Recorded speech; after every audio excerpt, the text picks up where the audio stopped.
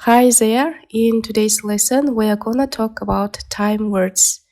Time words about, then, before, after, until. Бүгінгі сабақта уақытқа қатысты сөздерді үйренетін боламыз. Let's get started. Бірінші көмекші сөзіміз about. Шамамен, жуық деген мағынаны білдіреді. Нақты уақытты айтпай, шамалап айтқанда қолданылады. Мысалы, I usually go to bed at about 11. Мен әдетте сағат 11 шамасында ұйықтаймын. At about 11, 11-ге жуық, 11-лерде, 11 шамасында деген мағынаны білдіреді. Келесі көмекші сөзіміз then. Сосын, содан кейін деп аударылады. Бір істің бірінен кейін бірі болған кезде қолданылады. Мысалы, let's have a cup of tea, then we'll go out.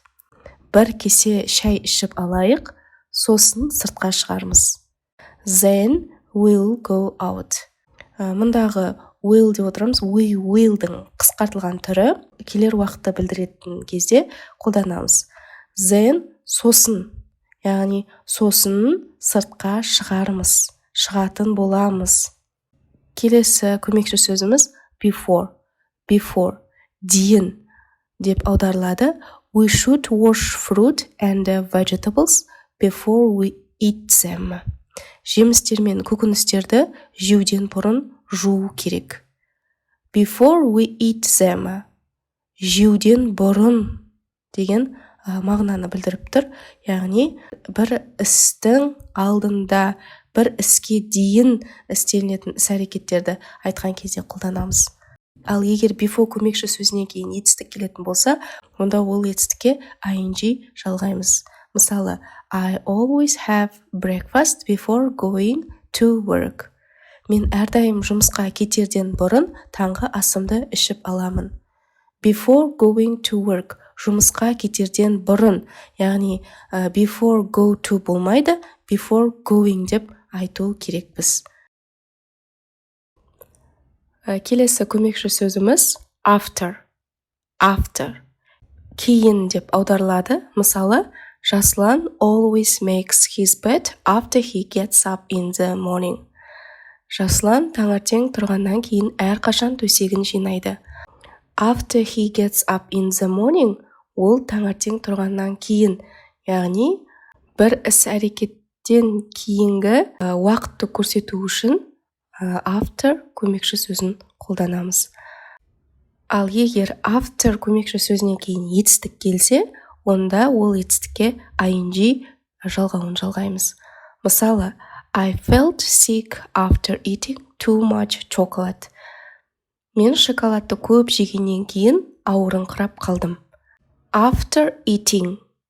Eat етістігіне ing жалғадық. Eating. After to eat деп айту қате. Соңғы көмекші сөзіміз until. Шейін, сол уақытқа дейін деген мағынаны білдіреді.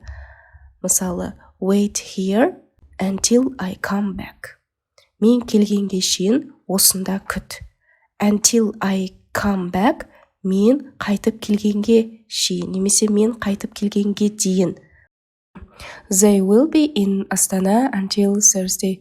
Олар Астанада бейсенбіге шейін болады. Until Thursday, бейсенбіге шейін. Яғни бір уақытқа дейін болатын кезді білдіру үшін біз осы көмекші сөзді қолданамыз. Until көмекші сөзі мен till көмекші сөзі екеуі мағынасы жағынан бірдей. Екеуінде қолдануға болады. Мысалы, wait here till I come back. Немесе they will be in Астана till Thursday деп те айтуға болады. So that's it for today. If you like my videos, please subscribe to my channel. Bye bye.